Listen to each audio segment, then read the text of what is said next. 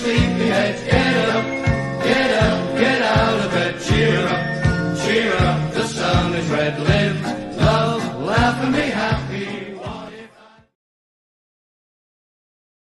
Hello and welcome to the latest edition of the Robin Pod Weekly, which is of course powered by Budget Tyres Auto Centre, the only car specialist trusted by the players, club officials and supporters of Hull Kingston Rovers.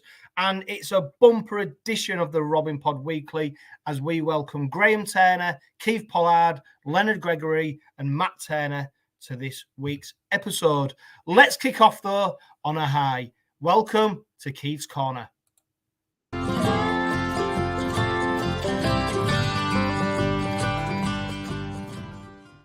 Keith, 5 minutes to talk about whatever you want. Let's go. Right, okay. What I'm looking at is talking about the World Cup in Australia next year, whenever it is. I've been looking at the international players or representative players that have played for Rovers since time began. And yes, I'm going back even further this year, fellas. So if you want to turn off now.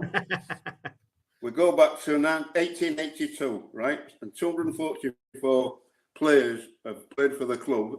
Maybe not always at Rovers, but for Rovers.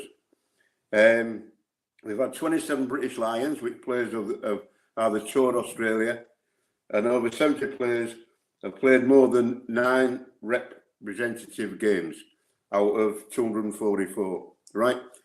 So I've been looking at it. I'm a bit of a geek, as maybe you might think or found out by now. And I picked a team. Well, it's picked itself on the total number that they've played. And I'll just read the team out to you now. So fullback, we've got George Fairbairn. Played his first game for Rovers in 1975 and played 45 representative games for England and Great Britain. Klaus Sullivan joined the club in 1967, played 43 rep games for Wales and Great Britain. Mike Smith, who was now the president, played his first game in 1980 and played 29 rep games. Gary Prome joined us in 1982, played for New Zealand and Auckland, played 28 games. Ryan Hall, who joined us in 2021 as an England international, he's played 56 representative games. Then, God Almighty, Roger Millward, he joined us in 1965, played 62 representative games for England and Great Britain. Then we have a lad called Jonty Parkin, who not many people know about. Now, we are going back a bit, fellas, here, so if you want to turn off now, here's another one. 1920, he joined the club. He paid his own transfer fee of £250 from Wakefield so that he could play for Rovers. And he was an England international. Then we got Jamie Peacock, number 8. He joined the club in 2000, was an England international and played 26 games.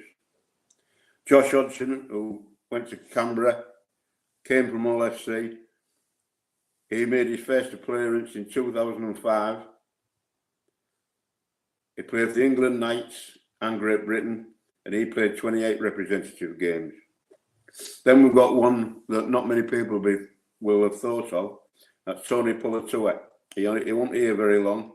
Joined us in 2015, who I thought was a very, very good forward. He was a great forward for me. He played for New Zealand and Samoa, and he had 38 caps. Then we have 𝗬𝗏𝗏𝗏. People say he was the greatest forwards ever to play the game. He joined us in 1968, and he played as an Australian international. He also played representative games for the Indigenous team later on. In fact, he invented State of Origin.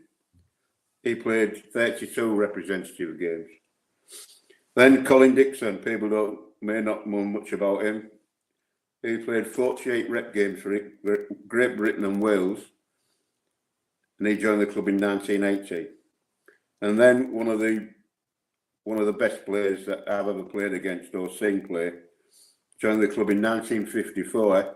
Some of you will be screaming at the point of 1954, but he played 24 representative games as an England international.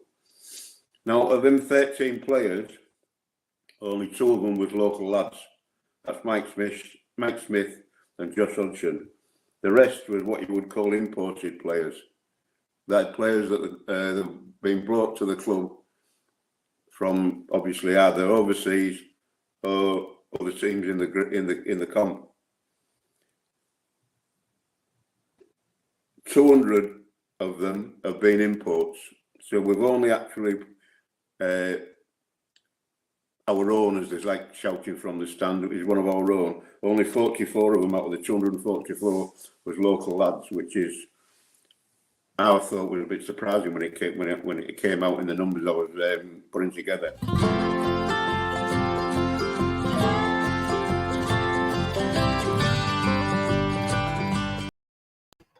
And there we have it, Keith's Corner. Some very interesting information there, of course. Another light-hearted look back at the Robins decades gone by. A special thanks to Keith because he's currently on holiday in the Lake District and he's made a special effort to record this week's Keith's Corner. So it'll be interesting to see what he comes up with next week. Now, the next person's feature on this Robin Pod Weekly is somebody that many Rovers fans will be familiar with. It's also somebody that maybe a lot of Rovers fans are not familiar with. His name is Len Gregory. He's the Robin from Oz, and he's currently in the UK right now as we speak. Len, welcome to this week's Robin Pod Weekly. I've been trying to get you on here for a very long time, and it just so happens that you're in the UK as we speak on holiday. You've been up to Hull already, and you took in the London game. How is your journey and experience of the UK going so far? Chris, it's great to be on. Look, it's been going fantastically. As always, when I come up to Hull, I have a great time. Catch up with they're probably old friends, but I've only been sort of following the club for now. What's this, the 11th season? So they're probably new friends in the scheme of things. Had a great time up there. You can send my thanks for bringing the good weather up there for summer to arrive. I brought that over from Australia. But had a great time. Enjoyed the London game and did a bit of cricket umpiring on Saturday. Wandered around, did a few things Sunday and Monday, doing this and that, stuff like that. So, it's a bit weird going to watch a game of rugby league where I'm standing up because all the ones we go to in Australia, I'm sitting down. I don't go to grounds with hills on them. But it was great there in the East Stand and really enjoyed Craven Street on Friday pre-game. I think that's just that's just something, if you like the word unique, that we's a club that we've got. It's a real great atmosphere there pre-game. And you can catch up with people and everything like that. Enjoy the game, and then if you want to stay there afterwards, well, you can for just a post-mortem of everything that went on, and it's fantastic. So I'm having a great time. I'm just not here long enough.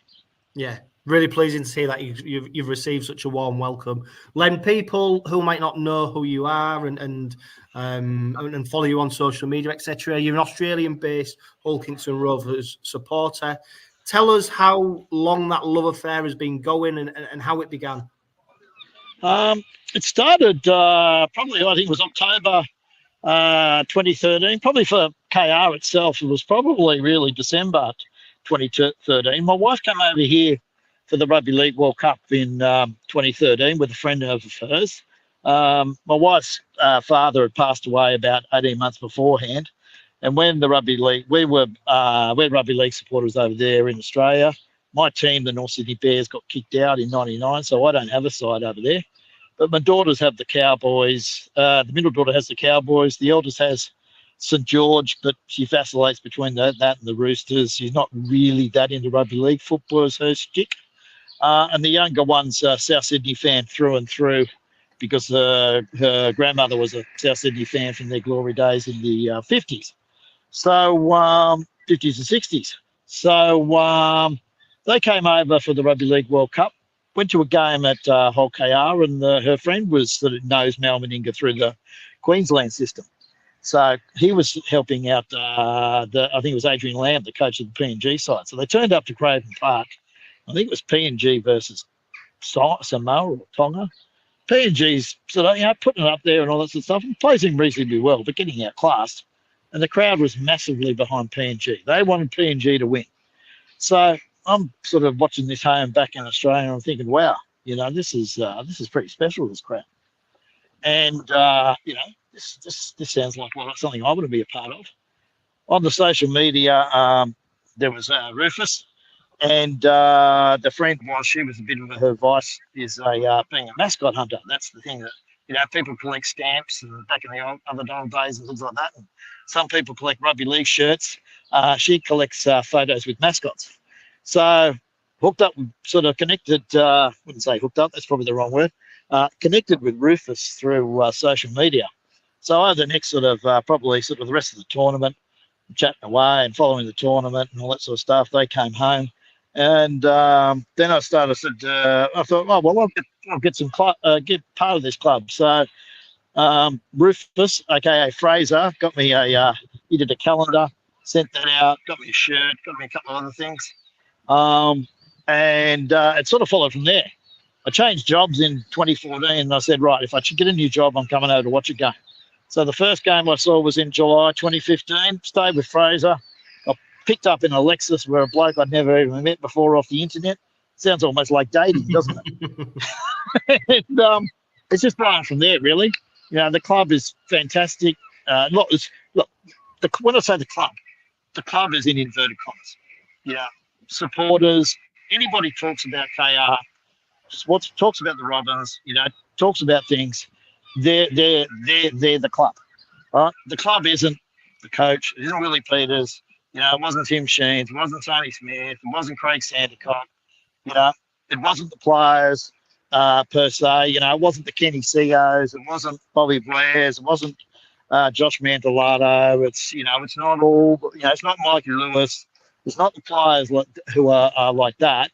It's the club's us. You know, they're part of the club, but they are not the reason why I support KR. It's just I feel like I'm part of something bigger.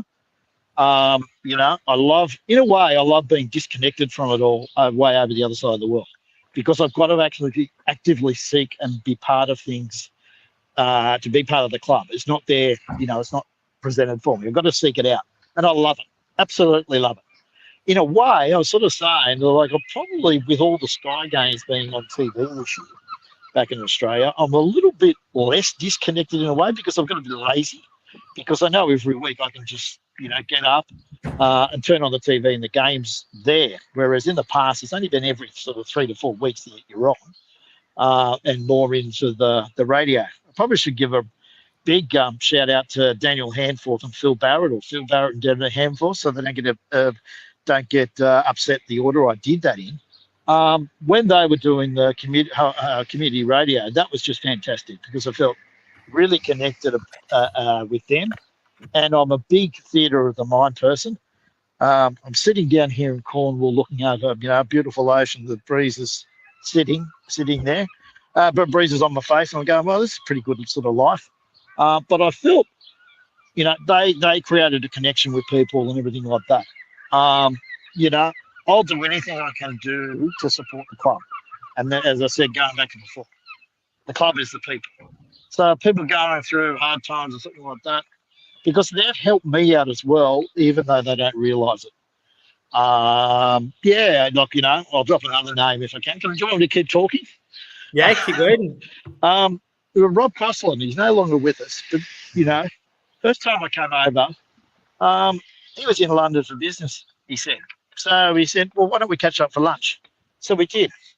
So I'm just blown away that here is the vice chairman, part owner, whatever his role was, is, you know, sponsor, will bother to take time out to have lunch with me and just chat about things. And he's a bit of a cricket fan and things like that. So, you know, I'm thinking, wow, there's a guy who's got other things to do. It takes time out and gives his time to me, just to sort of find out a little bit about me and, you know, find out about things in life.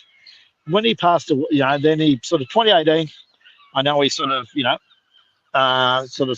ceased up his financial connections with the club, but, you know, he always supported us, and he always supported the people in the club.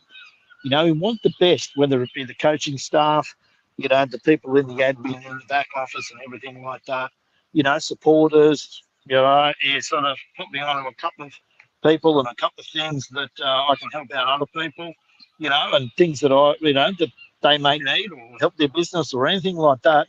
When I need some stuff, it's just great. And then I also came out. Next time I come over, I saw him for a couple of hours for work things. He didn't have to do that. He just gave me his time, and I think that's what I sort of learned and taken a lot from Rob is that time. People give you time, and that's sort of what you're doing. You give us supporters time to every week to do it. To talk about things and listen to things about KR and being part of a club. And it's just not the side. It's just everything else about life that you connect through. That I feel like I'm a part of something bigger than just 80 minutes of rugby league every week for whatever it is, 30 weeks of the year. Yeah, and I think, Len, you make some really good points there about how, you haven't even talked about the products out on the pitch. You've talked about community. You've talked about relationships. You've talked about connections. You've talked about belonging, and that is something that is very resonant, I think, with lots of people, lots of supporters of Hull Kingston Rovers, and in particular the East Hull community, and of course the extended community, Len, which you are very much part of.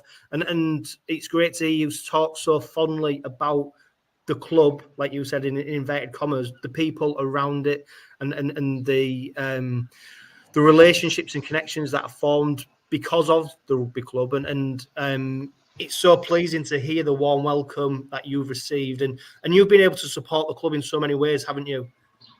Yeah. Look, when I started following, I said I'll buy every shirt. I bought it for 10 seasons, and I thought that was enough. I'm not like Michael, that I'm totally. That's not my collection money, but it's just sort of that's what I sort of said. And when we got relegated, how can I support? Continue that on, because that's the way the support happens. That year that we got, the year before we got relegated, the next year came over with the family. We had a couple of games and everything like that. It's sort of like. If it wasn't there, and I'm supporting the club and the community, as you said. I'm not supporting one owner. I'm not supporting, I know the money goes to pay players and everything like that, but I feel like that, I'm contributing to the club to allow, and also to, contribute the whole KR Foundation to do, it's more than rugby league, it's everything else. And if we think about that as a supporter, when we look at the bigger picture, rugby league is just a little thing. It's probably I'll probably rip off a quote from someone. It said we're probably just we're a community organisation, a club, if you like, that just happens to play rugby league, right? That's what we've got. It's just that we're a community organisation, a big club does that. And then, Len, have you been able to connect with any Hull Kingston Rovers supporters down under? Well, yeah, there's Terry Codd, who lives out Penrith way. He grew up in Hull. There's Jamie McLeod, who lives not too far away, but we never seem to catch each other up. He was born. I think he was over at. He was born over in. He went to school over in the sort of 𝗀𝗃𝗃, I think, or something like that. So we have a bit of a. We normally have a bit of a. We're more. He doesn't live too far away, but we're more chatting more on social media and things like that. Those sort of things. If anybody comes to Sydney, or if I see that they're in Sydney, I try to reach out to them and sort of say, let's have a drink, or had a couple of freeloaders stay with us when they've come. But if I know them and all that sort of stuff, yeah, their place is more than our place is more than welcome for them. If they want to stay for a couple of days, they get a lounge and a couple of dogs roaming around, but it might save them a bit of coin that they can spend elsewhere. And it's just sort of like that. We're not really that big a club. Super League's not that big over there. They've got the rugby league NRL snob mentality, which I thought was fantastic when Saints and Wigan over the last few years have towed up Penrith. That gave me great joy. Probably the only one that sort of really recognised was a guy down in St George recognised the whole KR shirt, and Blake Solly, who's the CEO of South Sydney, we see around. He sometimes he recognises the KR gear, because that's what I wear to when we go to Rabbitohs games. I don't wear anything else. I wear KR because I'm at the rugby. Yeah, it's fantastic, isn't it? That the network stretches far and wide. Yes. Len, I mean, you'll see through your connections with Robin supporters, and as much as we speak about community and how much it is important to us, we are so bloody desperate for some silverware, aren't we? We are. We're it's almost within touching distance in a way. Look, I don't know anything. Really, I don't know anything about rugby league. I don't really know whether we should be picking this player or picking that player, or we had a poor, I just get the vibe of we had a poor half or something like that. My summation of the London game is we played really well for the first 25 minutes, so scored, three good tries. Then we lost our way in a couple of end sets of six that just seemed to fizzle out. Then we made a few errors, and then you get London's back in the game. They score a couple of tries, and it was a bit of a squeaky bum for a while. And then we just sort of, almost like we're relying on Mikey Lewis to pull the rabbits out of the hat, which he did, and we run away and score. London are at the table. They probably are a 12th place side, but they're not for 2 points. They should be on about 10. 10 to 12. They're that sort of team that just sticks around and has been a bit unlucky. On the converse, I sort of think that we haven't played even a 75-minute game this year as far as doing things, pretty of a high standard. The processes are there. The building blocks are there. Coaching staff are doing a fantastic job. I'm really impressed with SKD, how he slipped into, just retired from the game, but slipped into coaching. Insofar as, I know he's doing the work. Brett Delaney's fixed it up last year with the defence. James, I don't know, it's Dayton or Dighton or however you say your words over there, they're different to us. His tactical, it's really working as far as those sort of things to go. Hodjo's sort of been around there a while. It's just like, we've got the building blocks there. And I sort of feel like we've got nearly all the pieces to the puzzle. It's just a matter of sometimes we get them rearranged and it looks like it's, forming nicely, and then it's like, oh no, it falls over or something like that, and then we have to rebuild it again during games. But I know that Leeds game, 2-3 years ago we would have lost that Leeds game, but we won it. On the weekend, we wouldn't have. On Friday night, we wouldn't have finished off that strong. Same thing 2 or 3 years ago like that. I'm hoping we show up on Friday. And I say hoping, it's probably we should show up on Friday. We put in a good performance. Every game has a beginning, a middle, and an end. As long as we're in front of the end, that's all that matters. We can lose it at the start, but we can't win it. And we just trust the process and go through there. I know the players are going to be up for it. It may not turn out that way, but I'm sort of saying, it's up to the players. Like, we just support them. We'll give them we'll help them any way we can. We lend our voices to them, everything like that. And let the players be the best individuals they can be. And then when they're the best individuals and part of a team, well, who knows what can happen. Yeah, Len, some very wise words there. And like you've already mentioned, you are heading to the game on Friday night. Anyone listening and watching, if you see Len, please give him a very warm welcome. And I'm sure he'd love to speak to you about all things Hull Kingston Rovers. Len, enjoy the rest of your trip, and hopefully we'll be able to get you on the Robin Pod again very soon. Who knows? You may be back over in this country come October time. Let's keep our fingers crossed.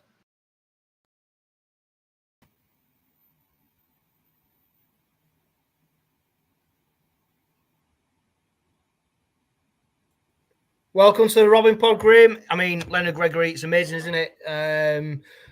The net that Hull Kingston Rovers casts is far and wide, and not only is he, an armchair supporter, he's actively invested in the East Hull community, and I think what was really telling for me, and I mentioned it when I was speaking to him, is about how Leonard hasn't been inspired by on-pitch success. It's been about the community. It's about buying into the supporter base. It's about his being received and being welcomed. And I suppose when we look across why we support Hull Kingston Rovers, it is everything what Leonard's just said. Yeah, 100%, Johno. It's almost as if Len was born in East Hull, talking like that and so fondly of it, because I think his words certainly resonated with me personally around why I love the club. And I'm sure many other listeners, watchers will absolutely echo Len's sentiments there of the reasons why they follow the club. For that community, that sense of being, yes, we've had the ups, we've had the downs, etc., but we still go back and we support the club no matter what. So yeah, it was really interesting to listen to Len from, halfway around the world when he supports the club. Fantastic, he's able to get over and take in a few games live every now and again. And look, hope the boy is doing proud on Friday evening. I'm sure if you head into the game, you'll recognise him and you'll spot him, and of course he would love to speak to you. We're going to talk about the London game, Graham, but before we do that, it's time for Stat Attack.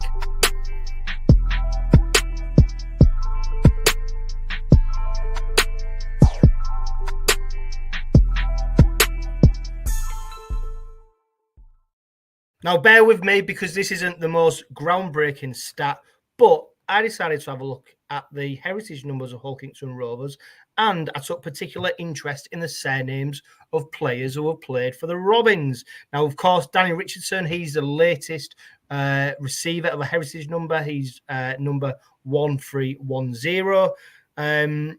But I took a look at the surname to see what is the most popular surname, who has represented the Robins most, and here's the information. So Smith and Johnson, of course, are the most popular surnames.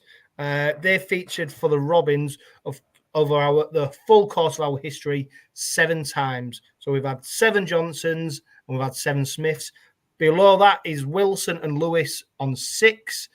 And then we go to Brown, Moore, Taylor and Jones. There are 5 each. And then you go to Jackson, Thomas, Thompson, Walker and Young, who featured 4 times. The last recipient or the last Johnson to play for the Robins is Dennis Johnson, heritage number 579. And the last Smith to feature for the Robins is heritage number 586, which was a Smith. So when you consider the fact that we're on 1310, there's not been a lot of Johnsons or Smiths in the Robins featuring for a very long time.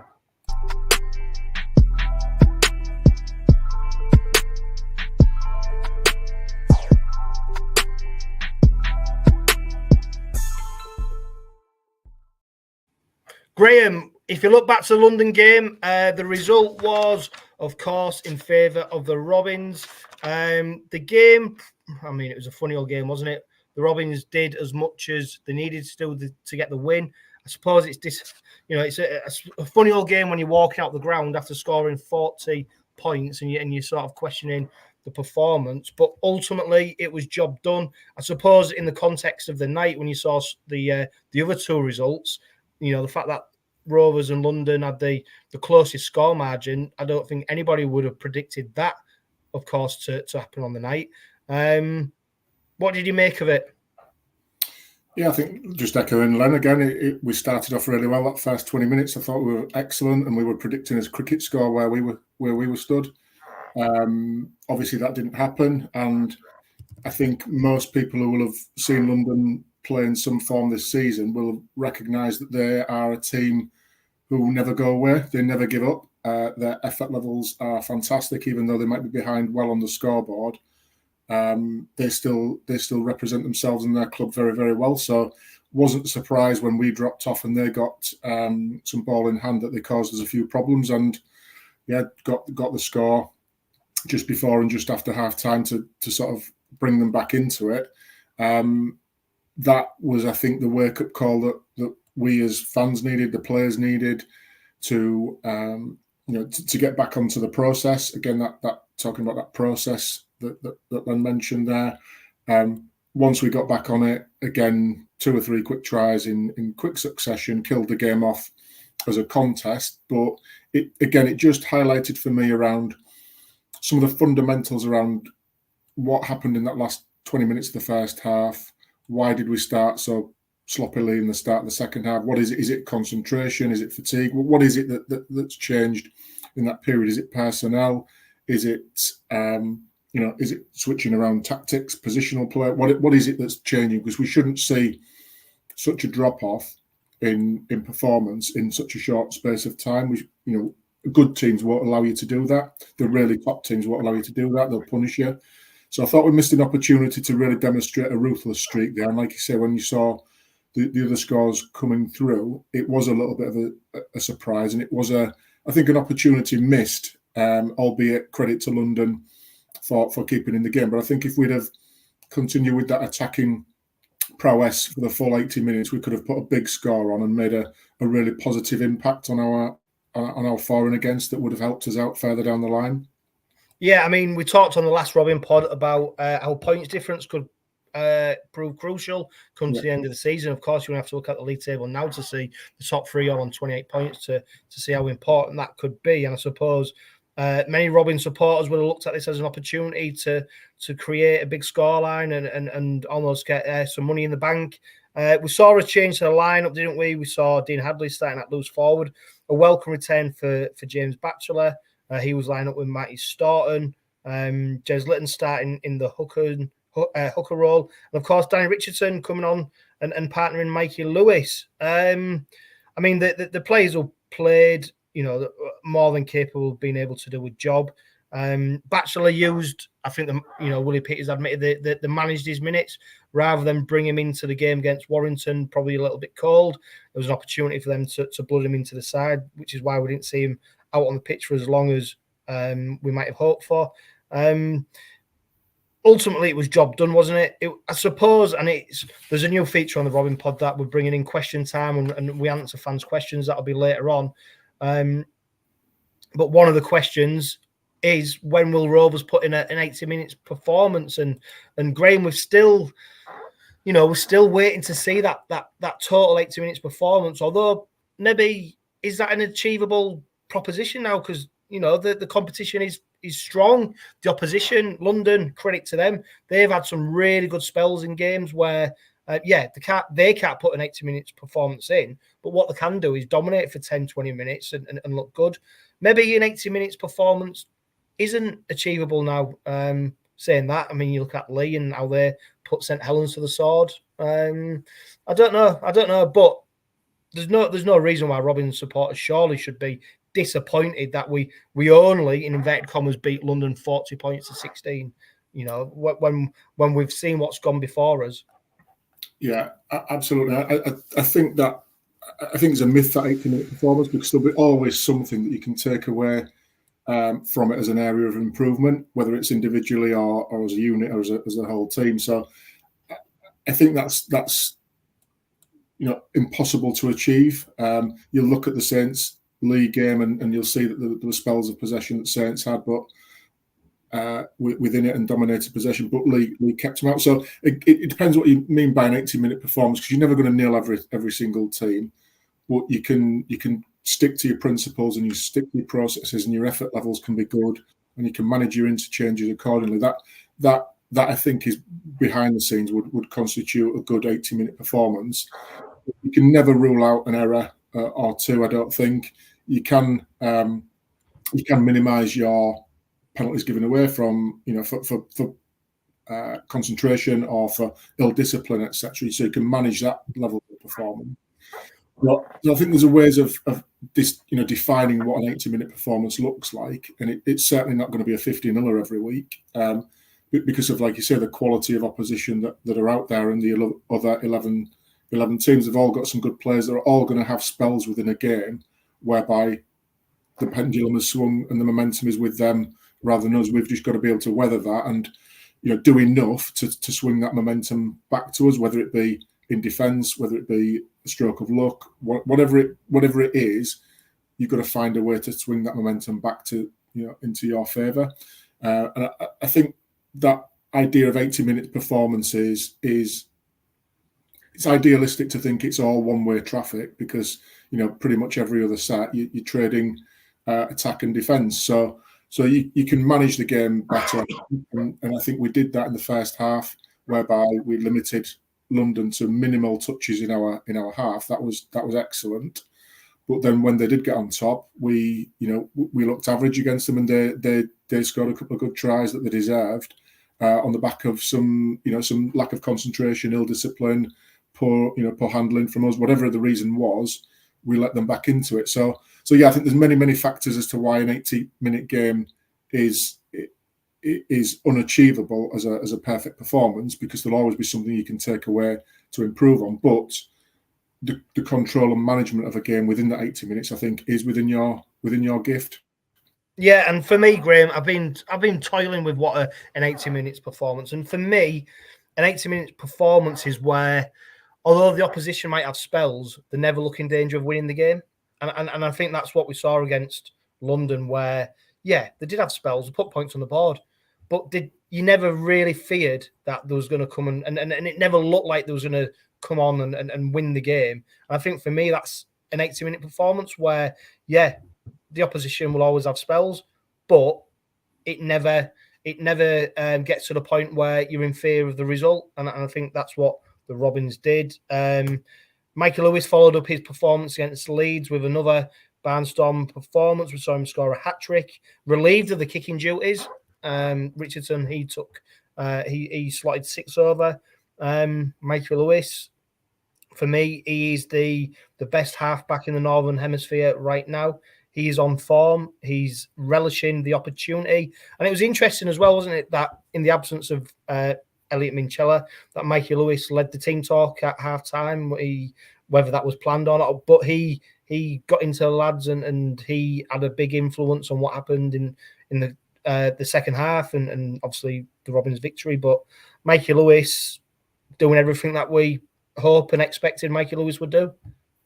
Yeah, 100%. I think if anybody's listen to the pre-match presser that 𝗬𝗏𝗔𝗏𝗏 did, he talks about Mikey Lewis and the role he's playing, and he said that's not a surprise.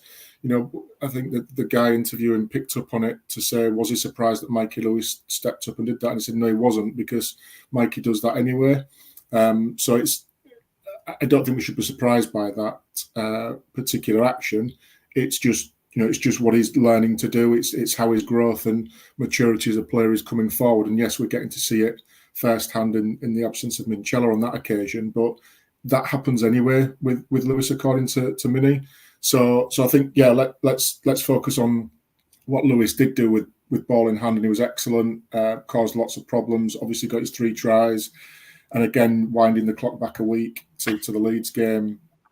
There's some real qualities that he's now displaying in attack that I think we've got to be mindful of, that we can't just stop what we're doing and look around and watch Mikey do his thing, because the rest of the team is there, and if we can become predictable, then we're easy to defend against. So we've got to use it at the right times, at the right moments. And I think against Warrington, we'll come up with a lot sterner test than we did against London. And don't forget, they've got somebody who's arguably, they would say, in as good a form in terms of George Williams, who would angle for that accolade that you've given Mikey there. So I think it's going to be a good contest to see which halfback could come out on top and be dominant. And I'd like to think that the rest of the squad can feed off Mikey's energy and his positivity and the things he brings to that team when he's playing in the form that he is. I'd like to think that could raise everybody else's game for such a big game on Friday evening.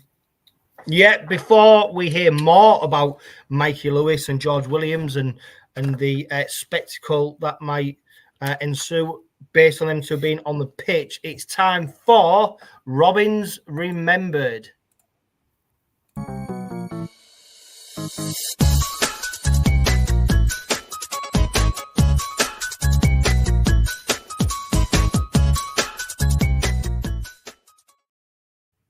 Now, this week's Robins Remembered is the proud owner of heritage number 868. And what I will say before we go on to this player is the stat attack. This will be a feature, by the way, Graham. There will be mistakes. Okay. I mentioned about, you wouldn't expect anything less, about David Johnson and A. Smith being the last players to represent the club with their surnames. Well, Richard Smith, heritage number 968, was the last Smith to play for the Robins, and Lindsay Johnson was the last Johnson to feature for the Robins with heritage number 841. Let's go back to Robins Remembered, and we have got, like I said, the proud owner of heritage number 868. It's a player who played 64 games for the Robins, scoring 24 tries, scoring 1 goal. Played predominantly at halfback and featured for Wales Rugby League and, of course, Great Britain. He joined the Robins from Pontypool, one of rugby union's greatest ever club sides, and he was famously jailed and then released upon appeal for punching a player during a rugby union game. He received a ban from the international side, and he only featured for Wales Rugby Union 1 time, which ultimately led him signing for the Robins for 120. Yeah, you're right, £120,000 in 1989. Upon signing for the Robins, he told then chairman Max Gold, "Did you know that I previously broke my neck?" Which Max Gold replied, "Of course we did." And yet they still signed him. And he famously fell out with Roger Millward after he broke Oldham player Charlie McAllister's jaw and cheekbone. Roger Millward wanted to drop him, and this player said, "No, I'm playing through the pain barrier for you. I've done X, Y, Z. I'm having injections. I'm doing everything I can for this side. I don't want to be dropped." He won the Supporters Player of the Year twice in a row. He's renowned for his playing style and his ability to play through injury and his no-nonsense approach to the game. He was and still remains a firm fan's favourite. And you can hear more from him in Heritage Cast number 7 to search that out. This week's Robins Remembered is Dave Bishop.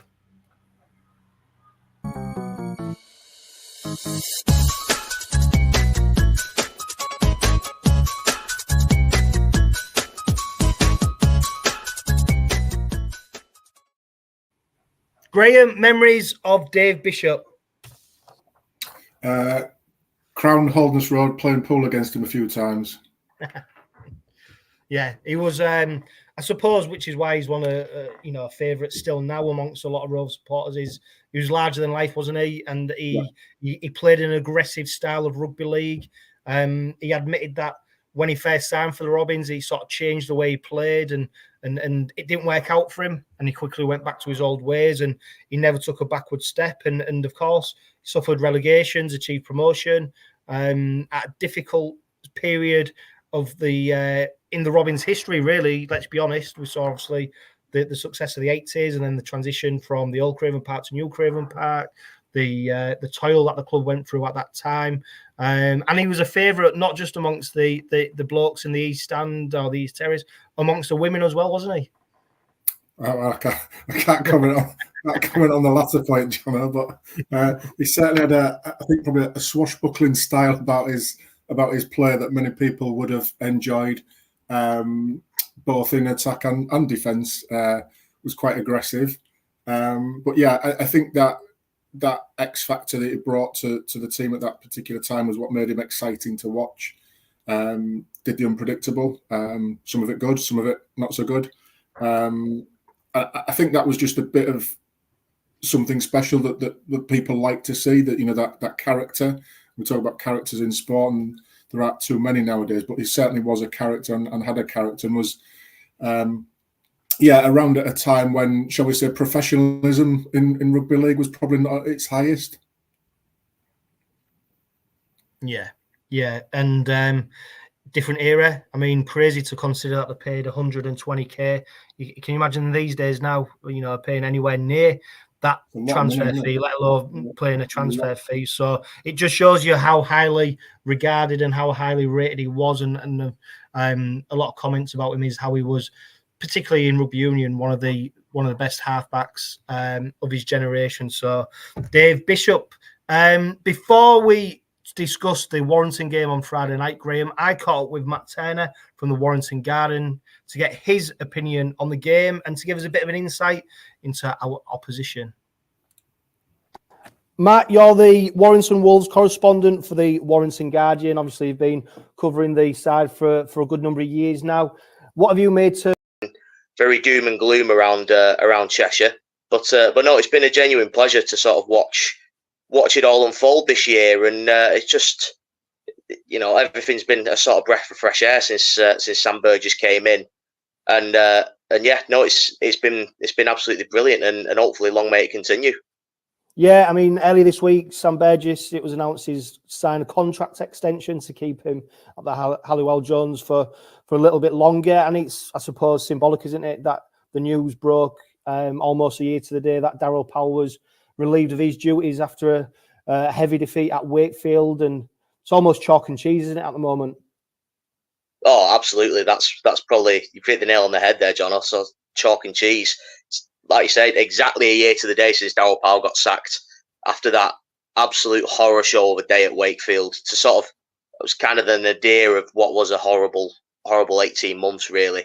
But like you say, it's complete chalk and cheese. And he's done it with pretty much the same squad as well. I think I counted up 10 of the 17 that were out there that day at Wakefield, played against Wigan on Friday, and absolutely, they took them to the cleaners on there were 17 home games unbeaten before Friday night. And, what he's done with pretty much the same squad of players, he's unlocked a level out of a lot of them that not many people sort of trusted that they had. You look at someone like Matt Duffy, for example, he was sort of maligned and written off by Warrington fans as another sort of expensive but ineffective overseas signing over the first sort of 18 months of his career, but now he's a leading contender for Man of Steel, and you can't imagine that Warrington side without him in it. And it's just a complete turnaround in fortunes, and he'll play it down, he'll play his own influence down, will Sam Burgess, but it can only really be down to the influence of one man and the coaching staff he's put together. Yeah, I mean, the current third, second and third spot in Super League are obviously occupied by Warrington, Rovers and Wigan, all on 28 points. Only points difference splitting the sides. It's Wyre who are top of the league. Did you expect to see him in this position at this stage of the season, or was you hoping for him just to be sort of, in and around the top spots? Yeah, I think you always kind of hope that they'll be sort of up there in that top four. I mean, that's what kind of the expectation around Warrington Wolves demands, really, that they are up at the top, sort of competing for honours. But I think after the last couple of years, obviously they kind of scraped into sixth last year, so you were kind of hoping for just a bit of an improvement on that, sort of maybe sort of knocking on the door of the top four. But I don't think many expected them to be top and sort of competing for a top two place. It's a bit of an overachievement in that respect. And yeah, like I say, it's just been brilliant to watch. Even the games they have lost, they've lost by narrow margins. I don't think they've lost by any more than 10 points in a game. So they're always in games. And with the individual talent that they've got in their squads, if games are tight, 9 times out of 10, you'd back the talent within the Warrington squad to sort of get them over the line in those situations. Yeah, there's some slight parallels to the last time these two sides faced each other. We spoke just before we came on about when Rovers travelled over to Warrington. It was on the back of defeating St Helens and then Wigan. Obviously, the Wyre, they've just done that, although be it hosting Rovers at home. Are Warrington fans confident of 3 in a row, do you think? Yeah, I think confidence among Warrington fans is as high as it's been for a long, long time. The scenes after the Saints and Wigan games and the way in which they won both of them as well, sort of in differing ways. Obviously, going to Saints and being down to 12 men for more than an hour, and even having part of that with 11 men, and still managing to get the victory. I mean, we know Saints are in a bit of a hole at the moment, and it's not perhaps as strong a Saints side as has been out there for the last 4 or 5 years. But given Warrington hadn't beaten Saints for nearly 3 years in the league before that, any win over Saints, whatever the situation you take, and it's sort of similar for Wigan. Obviously, we know they had no Bevan French, they had no Jay Field, and then obviously Brad O'Neill limped off injured. But any win at Wigan you take, and just the dominant nature of it has got Warrington fans very, very excited. And I think they respect 𝗀𝗂𝗏𝗏. There's a healthy amount of respect for 𝗀𝗂𝗏𝗏 and what they've managed to do. I think a lot of Warrington fans kind of wanted them to follow the Rovers blueprint, as it were, because you look at Rovers from the outside looking in, at least, sort of watching on from afar, they just seem a team that's so together and just are willing to graft for each other. And that's all Warrington fans really wanted to see from their team, and they're seeing that this year. So they kind of almost followed the Willie Peters blueprint, I guess. Yeah, and of course, Willie Peters and Sam Burgess, good friends from their time down under. I mean, you've just mentioned there about sort of workman-like performance, grafting for each other. I suppose is Duffy that sprinkling of magic that you need to win a game. I mean, he's fared top try scorer, he's fared for assists. Of course, he's a top meter maker. He's second for clean breaks. Is he the sprinkling of magic that you need? Yeah, I think you can always rely on him to drop a little bit of individual brilliance on things, but even he's sort of embraced the gritty nature of the game now. You watch him play. He's taking tackle 4, tackle 5 carries into the line to make sure the kick chase is a little bit more structured. You know, he's putting his body on the line in defence a lot more than he perhaps has before. And while he's still, you know, capable of breaking those lines and coming up with magic passes on the edges, but obviously there's George Williams there as well. And it's almost as if he's gone under the radar this year, given how well Duffy's performed. But I think the last game against Hull KR at the Halliwell Jones almost kind of showed the damage that George Williams could do, even when he's not touching the ball. I think for a couple of those tries, the Rovers right edge jammed in on George Williams, and they just missed him out. And there were 2-on-1s created and things like that. So you've got to account for George Williams as well as Matt Duffy, and the combination between the two of them. It just seems telepathic between that 6 and 1, and say it's a joy to watch at times when they can get it going. Yeah, there's some big matchups across the pitch, isn't there, on Friday night? And I suppose you mentioned George Williams there. The battle between him and Mikey Lewis is going to probably the one that gets most eyeballs on it, isn't it? You've got, of course, we've seen Mikey Lewis in the England squad recently, and we've seen George Williams, a mainstay of that side, and to see them two going almost toe-to-toe at it, it'll be very interesting. I'm sure Sky Sports will be making a lot of it. I mean, like you said, Williams, he has gone under the radar, but Lewis is making headlines across Super League right now. Yeah, he absolutely is. I love watching Mikey Lewis play. He's probably up there among my favourite players to watch play outside of Warrington. I just think he's a mercurial talent, and I kind of hope, you know, him and George Williams form the England half-back partnership for years, because I think they could work really, really well together. I've not quite given up hope of seeing Mikey Lewis in a Warrington shirt alongside George Williams, but we might have to Sam and Moran might have to dig deep in his checkbook for that one. And I'm sure your listeners and watchers won't like me saying that. But no, I love watching him play. I remember the round 4 game at Craven Park when Mikey just put this outrageous step on George Williams and to get through the line. It didn't result in a try, unfortunately, which it kind of deserved, really, because it was just an outrageous piece of skill. And they're the kind of magic moments that you guys know he's capable of. And yeah, a really exciting matchup. One I'm sure will be hammed up to Kingdom Come by Sky Sports, but it's deserving of that because it's two great players going head to head.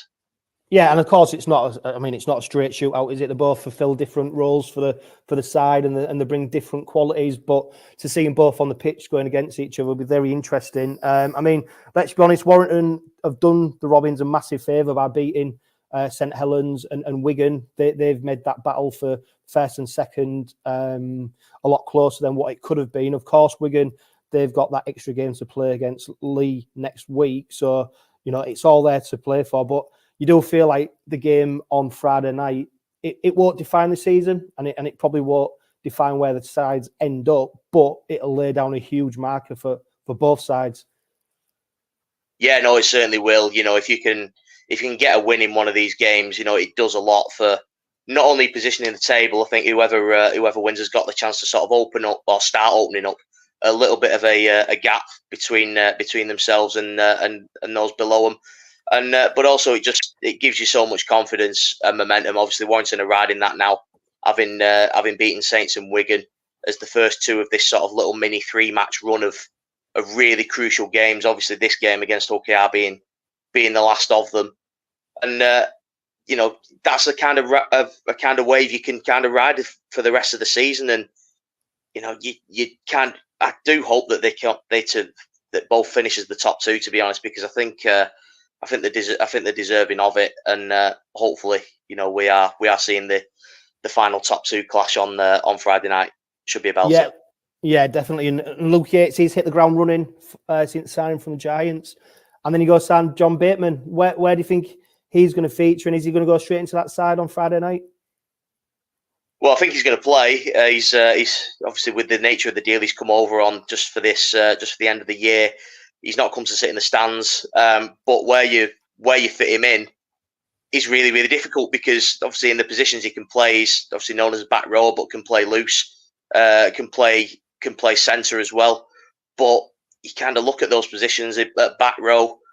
Matty Nicholson and Adam Holroyd have been playing really, really well. Particularly Adam Holroyd, his rise has been superb this year. Lachlan Fitzgibbon might be a chance to come back in as well, so that obviously adds a bit of depth at loose.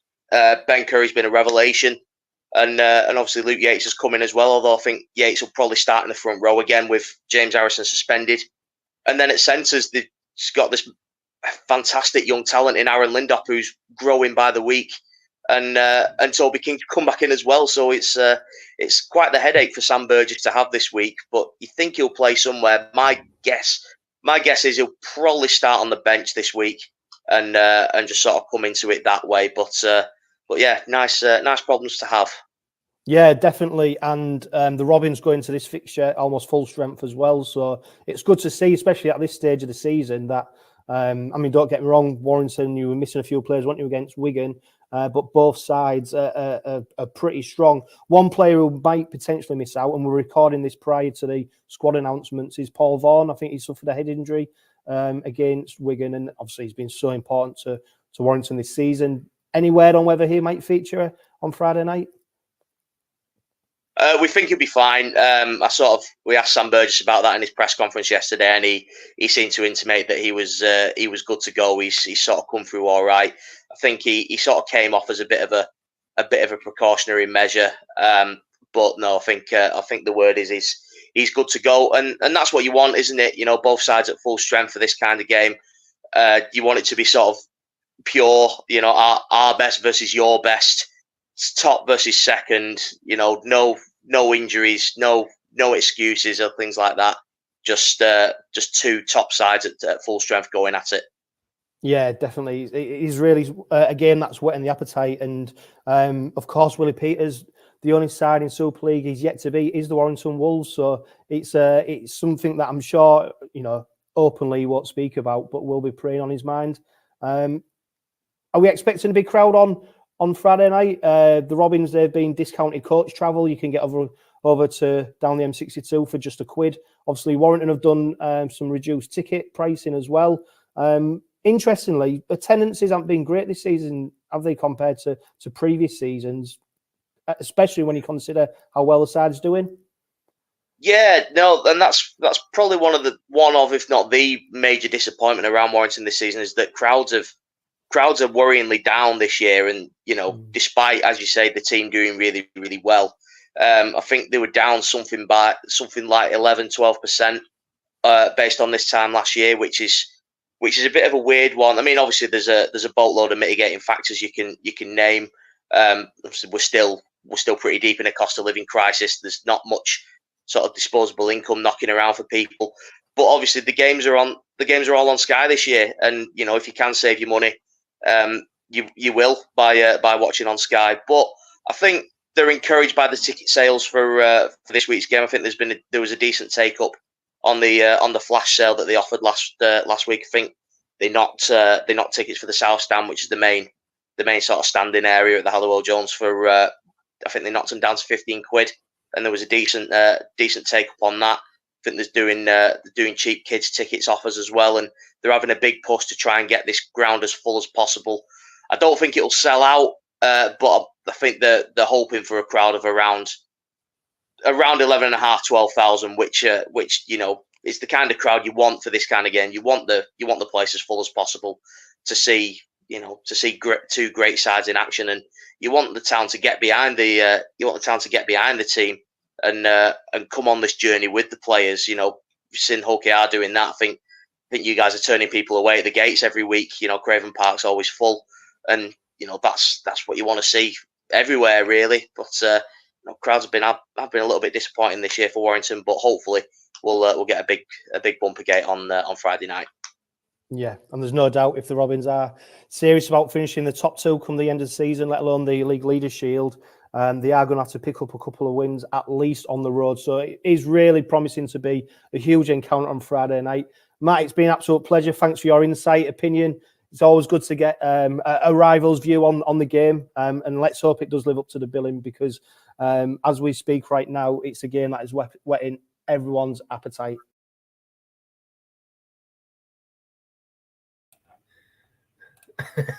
Graham, welcome back to the Robin Pod. And as you was lined up ready to come on, obviously viewers, listeners won't know, I sent you a message that said get ready, because Matt's obviously finishing. Great insight from Matt. Predictive text, instead of saying get ready, say get Randy. Now, I know it's a massive game on Friday, but I don't think we're quite at that stage yet. Although, Graham, I mean, you know, first v second, you know, the chance to go top of Super League, the chance to lay down a huge marker, the opportunity to pick up a win down the M62, which apart from Catalan, I think is our furthest away game.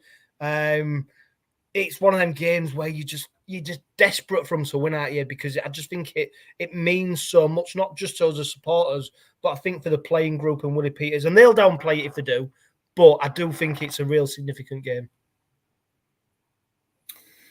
Yeah, I think there's a real a lot of angles to come at this from, and I think there's a little bit of a monkey on our back around that people keep reminding us of not winning out of Yorkshire for quite a while. And I think last time I was on, we mentioned, you know, Salford away at the beginning of last season. But for me, this is an opportunity to sort of dismiss that myth.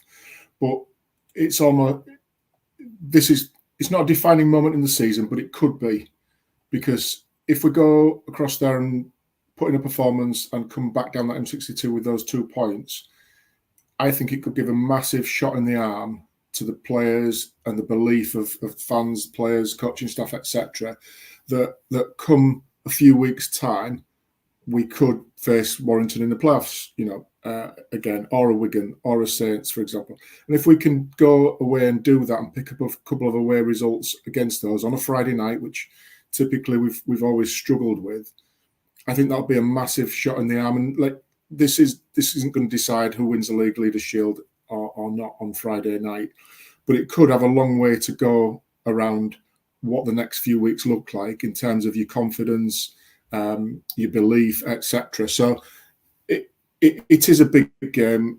Top two always is, and especially at this time of the season, like you both alluded to on the interview there with Matt, Sky will make a big deal out of it, and you know, rivalries on the pitch, etc. And play it up. But at the end of the day, whether you win, you get 2 points, and it's the same 2 points that we got against London last week and the same 2 points we got against Leeds the week before. You don't get any more points for beating Warrington. So it's, you know, the players will be told it's just another game. We've got to go through our process and we've got to do our things right and play the whole our way, and we've got to impose ourselves on them. So nothing will change from that. But as a fan, I think it's a real opportunity to find out where we're at. And are we capable of making that next step up, whereby we've knocked off Wigan and Saints at home this season? Can we go away? We didn't do it against Catalan. When we went away there, we were well beaten. Can we go away to Wigan, Warrington, Saints, and Leeds, don't forget, in the next few weeks as well, for key games that I think we will do well to come out of, you know, as a positive on the results side of things? If we can do that, that tells me that we're in good shape. If we don't, it might cause a few to think, well, it's just going to be another one of those seasons where we're nearly there, but we're not quite there. Can we take that next step? Yeah, and of course, Graham, I mean, Lee, they've got such a huge part to play in the race, haven't they? They play Wigan up next. So they play Wigan, their game that they missed on Tuesday night. That could have a huge effect on the League Leaders' Shield race. It's all to come, isn't it? But Bazza85 on YouTube, he makes a great point. He says, tell you what, guys, listen to Minnie's interview yesterday tells me, it fills me with confidence on Friday. The lad is raring to go. Of course, he missed the London game. He was absolutely shot after Leeds away. Well-deserved rest for him. And if you do get the opportunity to seek out and listen to his interview that he did in the pre-match press conference, I'd advise you to do it, because he does seem refreshed. He seems, absolutely ready to go. And credit to the Robins and their conditioning staff and the coaching staff for the way that they've been able to get the Robins to a point where we are able to almost field, a full-strength squad, let alone side. So it's huge testament to the way that they're doing behind the scenes. Graham, I mean, trying to predict this one and what might happen, it's who knows. But we're in the ball game, aren't we? And that is all we want it to be, especially at this stage of the season, and hopefully come the end of the season as well. Yeah, there's enough clubs further down the table, Johno, that are almost playing dead rubbers at the minute. So we're coming towards that business end with sort of 7 or 8 games to go before playoffs really start. It's now a time to start sort of building toward that. And if there is an opportunity to build your performance and build your energy and rest players where appropriate and get them fresh at this time of the season, that's an absolute bonus, because many people, not just in our team, but others as well, we're carrying knocks and managing situations.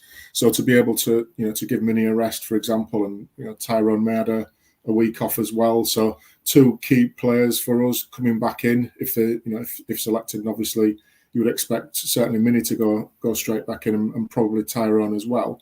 If they come back firing fresh, then that's only going to be beneficial to the team. And that's what happens at this time of the season with suspensions coming in, the odd injury or 2, lack of form. It should be everybody's now focused on this next block of games, whereby we've got some tricky away games. I think each one of the games now away from home, and including the Magic one against Cats in a couple of weeks' time. I think they are the benchmark of where we'll be at this season. The home games, you could argue on paper, it's an easier running at home, and we know what our home form is like. It's good, but that for me is the real test, is how we perform in our away games, and do we build into the playoffs? Because at some point you could argue that if we drop out of that top 2, we're going to go away to somewhere, whether it be Wigan, Saints, Warrington, Catalans, for example. We're going to have to go away and perform and come away with a result if we want to challenge for those trophies. Yeah, great points, Graham. And I'm really glad that you're on the Robin Pod this week, because we've got another new segment, and it's called Question Time. Each week I'll put or ask the followers of the Robin Pod, whether that's on social media, and of course on here to the viewers and listeners, to send in your questions. It can be whatever you want, and we'll try our best to answer them on each Robin Pod. So it's time for Question Time.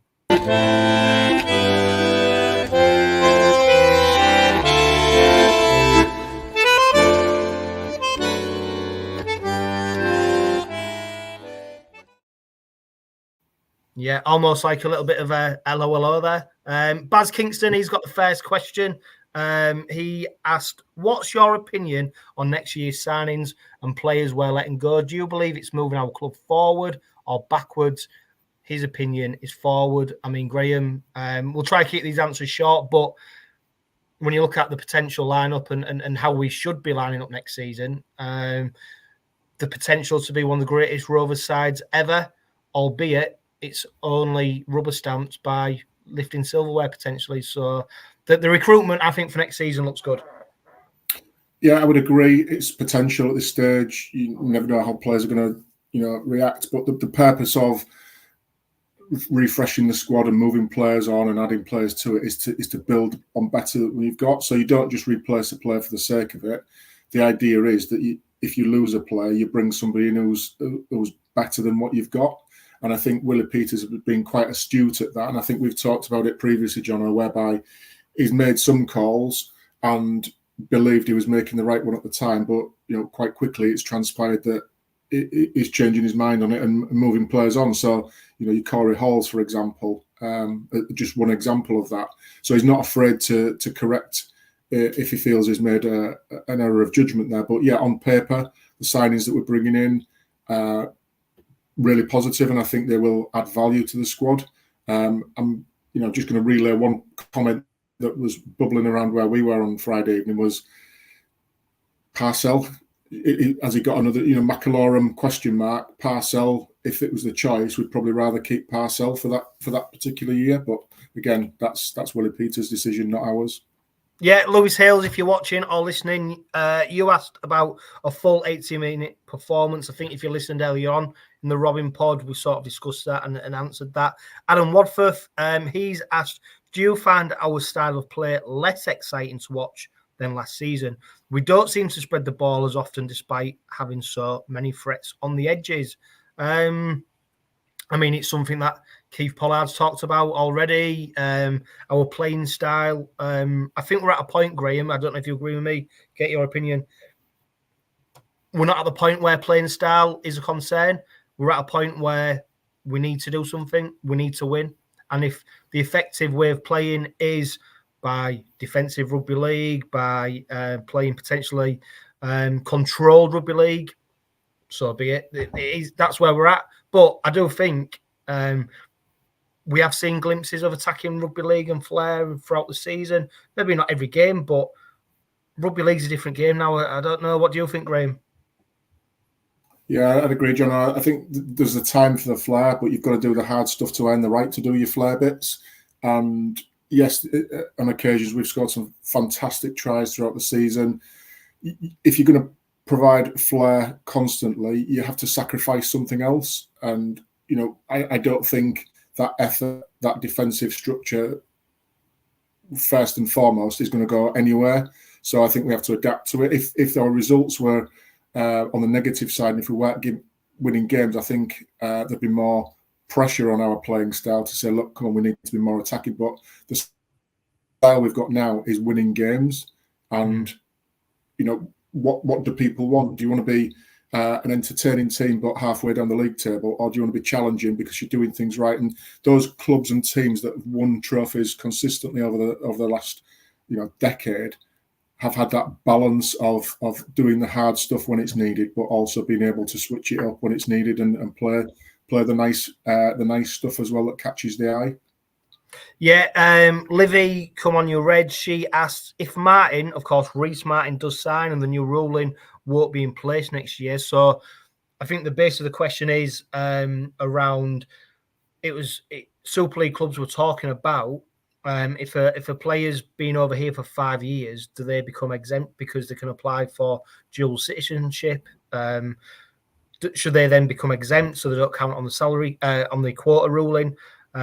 So the question is, if Martin does sign, the new ruling won't be in place next year, who do you think is leaving? Obviously, we've been heavily linked with Rhys Martin. Personally, I reckon it might be 𝗀𝗏𝗁, as he's a quota spot who's not even second choice. I've heard lots and lots of things about Tom 𝗀𝗏𝗁, lots of rumours about him going to St Helens. I've then also heard counter rumours to say, no, he will be staying, but he will be looked at as a second rower next season. We've seen a bit of an experiment already. Obviously, if that ruling doesn't come into place, Graham, and we do sign Rhys Martin, we will have to get rid of a quota spot on top of Matty Parcell leaving. I don't know. 𝗀𝗏𝗁 seems the most obvious one. It does seem the most obvious one, and I think if you look at where contracts are at, and obviously it's not going to be Hargreaves coming in that's going to be sacrificed. So you look internally of within, and what have we got? Who's contracted to when? And I think I agree with yourself, Johno, that of the one who's not in the squad regularly commanding a place at the minute, it's 𝗀𝗏𝗁. So that would be my guess at this stage as well. Yeah. Now, Graham, I don't know if this is you trying to disrupt the Robin pod or whether it's Keith trying to get his own back, but we've had a question on X from Mr. Grumpy Ass. So the question is, any further information on Taylor and May? If the new visa rules come into play with Martin and Tanganoa, we will have a spot remaining, maybe two, depending on the Tom 𝗀𝗏𝗁 situation. This could get very interesting. Now, avid followers of Instagram and followers of Taylor and May will see that he's been, I think, in 8 countries since he departed Australia, of course, after being released by the Penrith Panthers. Lots of rumours about whether he's signed for Rovers. Rovers have denounced these rumours. People saying he might be signing for Catalan. Of course, he's still got an ongoing criminal investigation. It's court case that he needs to appear at.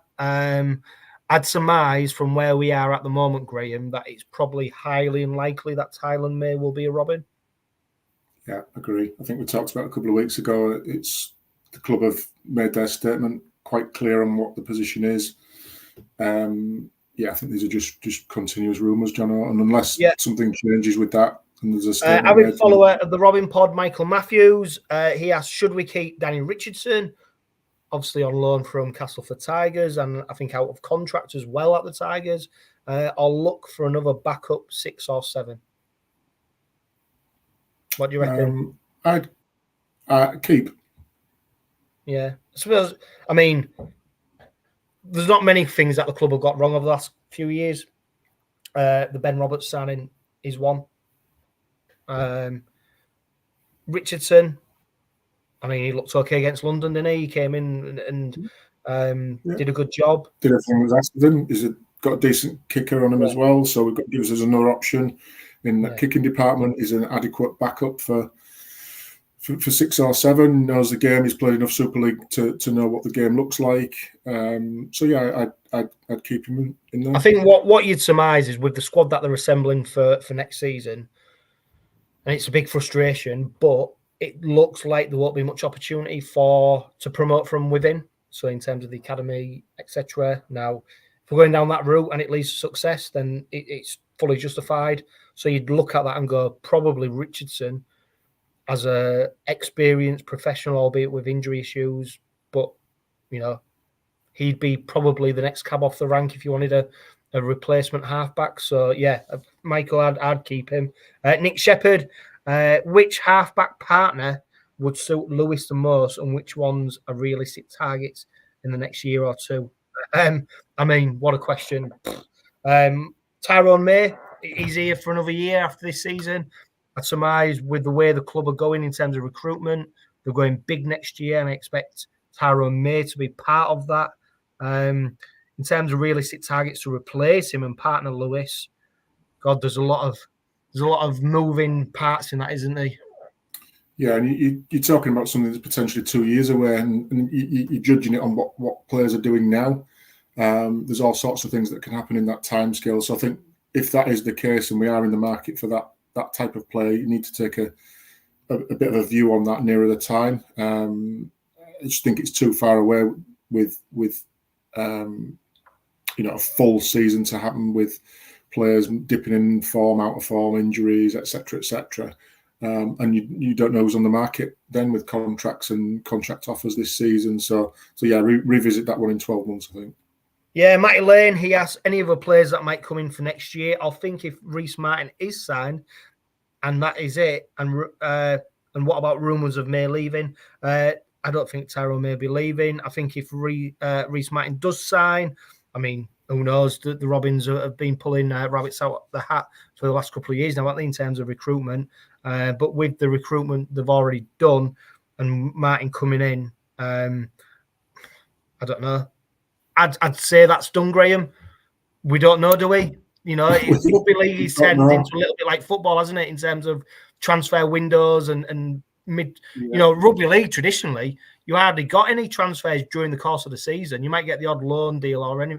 Now it's going more to the like football, isn't it? Where players are moving in and out, like they did in the olden days. Yeah, I wonder if we'll get on Sky Sports News the old deadline transfer day experience like they do with the footy, but probably not. Well, hopefully we don't see a purple dildo turning up on Sky Sports. If anyone's listening or watching who's a fan of football, check out Sky Sports News transfer deadline, and I think one of the most popular clips is when a certain adult toy appeared in the back of a news report. Yeah, but no, I mean, I think recruitment-wise, Graham. Yeah, I think for Willie Peters, what I will say is, and we've seen it because it's been a feature, they like to get the business done early. Yeah, and it settles everybody down, doesn't it? After that. I'd be surprised. I mean, we've got a couple of days left till Friday, which is deadline day, and like we've said before, you never know. But I think with that speculation over Martin, that might be one of the final jigsaw pieces for next season, unless there's an absolute one that crops up that you can't turn down in the next couple of days. But you would expect that to have sort of happened by now, at least speculation with them turning down contracts at their existing clubs or whatever. So let's keep an eye on it over the next couple of days. But I wouldn't be surprised if there's no more movement after Martin, if that is a done deal. No, and very quickly, Graham, before we wrap up, of course, I mean, this is uncharted territory almost, isn't it? To be at this stage of the season, to have, touch wood, and we keep doing it, but to have no players with sort of serious injuries, let alone like seasons gone past where we'd have 3 or 4 at this stage and we're begging, borrowing, trying to get players all over the place. I think it's testament to the club and 𝗬𝗂𝗍𝗲𝗏 and Paul Lakin and all the other people involved that this isn't an accident. This is the plan. They've got the people in. They've got the right stat. They're doing things to very much a plan. And this is why I think when we talked about playing styles and stuff like that, I'm just fingers crossed, trust the process of what we've seen so far and where it might get us. Yeah, and I think it is no surprise, Johno, when you look at the science and everything that goes into the team behind the team. So all the nutritionists, all the dietitians, all the S&C people, all the coaching staff. This can be wound back to pre-season in terms of setting the right markers, setting the right attitudes for players. Players have got to take credit as well in managing their own bodies, as well as the staff as well. So I don't think it's a surprise that it has worked out, especially when you look at some of the professionals we've got behind the scenes, working with players. Yes, there's an element of luck because we're dealing with a hugely, huge contact sport where injuries can happen very, very, very quickly and can be quite long-term damage to players and to bodies, sort of months of recuperation. So I think we are very fortunate, but yeah, it's not a luck situation. And you wind the clock back to 12 months, and you look at the opportunity that Lee had with a relatively thin squad and a relatively lucky escape with serious injuries through that to all their key players, and look what they achieved through it. So for us to now be in that position whereby we're coming into the last 8 games and then hopefully play our football with a relatively fit squad, touch wood again, because we don't want to say anything that jinxes it, but that's the best position you can be in. But it does wind back to all your preparation that you've done pre-season, all the work you've put in there to make your body resilient and stand up to the rigours of the training and the match day environments, of the management of players throughout the weeks, the rest and recuperation that we don't see, the way that the training is structured to not overload too much and put unnecessary pressure on bodies and people, and then at the right moments being able to switch people about to give them that breather, like Mini, for example, so that we get the best out of him for the next 8 weeks, rather than him just absolutely blowing out of his backside because he's overworked week in, week out. So yeah, it's a planned exercise. There's a little bit of luck sprinkled all over it, obviously. But yeah, I think that the whole structure of the way we've gone about our business behind the scenes is bearing fruit for us now. And look, let's hope it continues for the next 8, 9, 10, 11 weeks, whatever it may be, and give us that best opportunity to put the best players on the pitch and give ourselves that opportunity of progressing to the end of the season and hopefully into playoffs and who knows what after that. Yeah, if you go into the game on Friday night, and I'm sure I don't need to tell you, be loud and be proud. There's going to be a great following. It is a great contest that's going to take place on Friday night. So make sure that you're there backing the Robins. It's been a bumper edition, lots of content. Hope you enjoy the new features. Huge thanks to everybody who's tuning in on YouTube and listening to this on the podcast right now, which is, of course, powered by Budget Tyres Auto Centre, the only car specialist trusted by the players, club officials and supporters of Hull Kingston Rovers. For now, live, love, laugh and be happy.